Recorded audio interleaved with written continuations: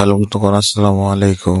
যদিও ভিডিওটা দিতে একটু দেরি হয়ে গেল, এটা হচ্ছে আমি ঈদের দিন নামাজ পড়তে যাওয়ার জন্য রেডি হলাম। রেডি হয়ে দেন কিছু মিরর সেলফি নিয়ে আমি তো চলে আসলাম আমাদের ঈদগাতে। ঈদগাটা আমাদের বাড়ির সামনেই আমাদের ঈদগাহ। ঈদগাতে এসে অপেক্ষা করছিলাম কখন নামাজ শুরু হয়, তারপর নিজে কিছু ভিডিও শুট নিলাম। ওরে বাবা, কত সুন্দর! এই তো সবাই বসে আছে, কিছুক্ষণের মধ্যে নামাজ শুরু হবে। তারপর নামাজের জন্য দাঁড়ালো, ইমাম সাহেব নামাজের জন্য দাঁড়িয়ে সবাই নামাজ শুরু করতেছে। নামাজ পড়লাম। তো নামাজ পড়ে বাড়িতে আসলাম। এসে এই যে গরু, ও ও এই তো কিরে গরু, তুই তুই লাদাই দিতেছস। এই তো গরুর জন্য এদিক দিয়ে যে আমার বাবা আসছে সামনে।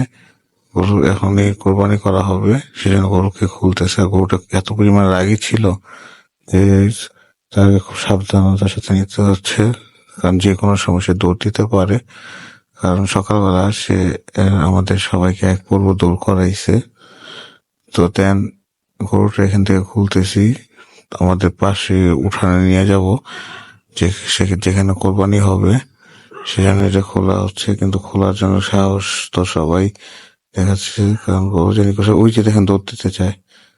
তো তাকে খুব সাবধানতার সাথে নিয়ে যাওয়া হলো। ওই যে সে বুঝে অলরেডি পাগলামি শুরু করে দিয়েছে। তো তার এই পাগলামির জন্যই তো সবাই সাবধানে তাকে নিয়ে যাচ্ছে কোরবানির জায়গায়। এটা এখন গরু কোরবানি করা হবে, সেই প্রস্তুতি চলতেছে। তো প্রস্তুতির পাশাপাশি আমি কিছু কথা বলতে চাই। কোরবানি শুধু পশু কোরবানির মাধ্যমে কোরবানি নয়, কোরবানি হচ্ছে আগে নিজের ভিতরে যে পশুত্বটা আছে সেটাকে কোরবানি করতে হবে, তাহলে আসল আসল কোরবানি তাৎপর্য পাওয়া যায়। আর আমরা তো ভাবি যে গরু কোরবানি করলেই বুঝি কোরবানি হয়ে গেল।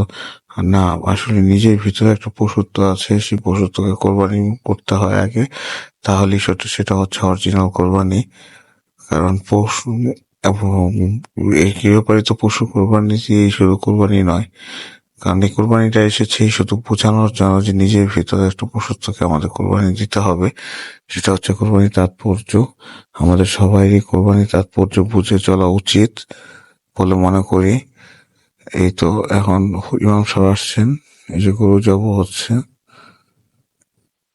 আর ইমাম সাহেবের ছুরিতে কিছুটা ধার কম ছিল, তারপর সে এখানে কতক্ষণ ঘষাঘষি করে ধারায় নিয়ে তারপরে করলো। এই যে এর মাধ্যমে আমাদের কোরবানি হয়ে গেছে। তারপর গরুকে কিছুক্ষণ রেখে দেওয়া হলো, যখন সম্পূর্ণ দম গেল তারপরেই সেটাকে সাইজ করা হলো, প্রস্তুতি নেওয়া হলো। আর আমি এর মধ্যে আমি ঘরে যে গেলাম, যে একটু ফ্রেশ ট্রেশ হয়ে একটু সেমাই খেয়ে আসলাম। এই যে এখন মাংস অলরেডি কাটতে বসেছি, কারণ আমার বটিতে মাংস কাটতে খুবই ভালো লাগে, সেজন্য আমি এই দায়িত্বটাই পালন করছিলাম। এদিক দিয়া আমার চাচাতো ভাই, আমার মা আমার পাশে দাঁড়িয়ে আছে, দাঁড়িয়ে দাঁড়িয়ে দেখিয়ে দিচ্ছে কিভাবে কি করতে হবে। এই হচ্ছে বিষয়।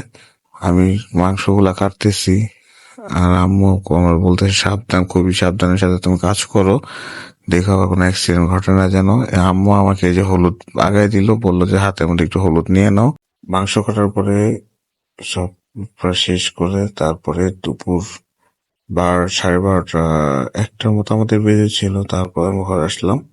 তো বন্ধুরা, আমার সাথে থাকার জন্য ধন্যবাদ। পরবর্তী ভিডিও পেতে আমার ভিডিওগুলো লাইক, কমেন্ট, শেয়ার করে আমার পাশে থাকবেন। আসসালামু আলাইকুম।